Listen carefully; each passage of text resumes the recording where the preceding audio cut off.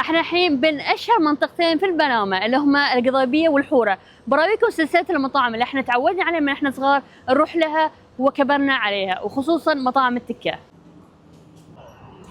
يعني هذا المحل كان محل تكه، بس الحين تحول الى مكان ثاني وهو مطعم ابل. انتقلوا الى هالكورنر اللي هو محل العود وايد. تمام. زين شكرا.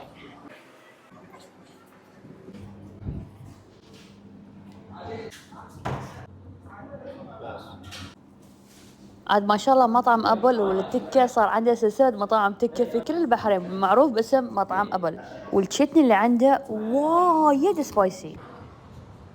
احنا الحين في المحطه الثانيه على اشاره الحوره لمطعم بيروتي. مطعم بيروتي يتميز انه هو مطعم يعني يعتمد على المقبلات، يعني الناس تروح هناك تاكل مقبلات اكثر شيء والفلافل. عاد انا خذيت حمص باللحم. شلون انت يعرف؟ شلون يعرفون يحب؟ ايه زين. فعندهم اطباق ريوق واطباق اللي هو المقبلات، فالناس تحب تاكل مقبلات هني وفلافل بعد.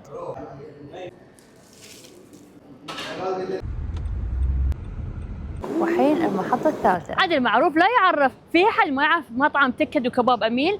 من أوائل مطاعم أو إذا مو أولها مطاعم التكة في البحرين والمعروفة اللي احنا تربينا. بهاي خبز. أوكي.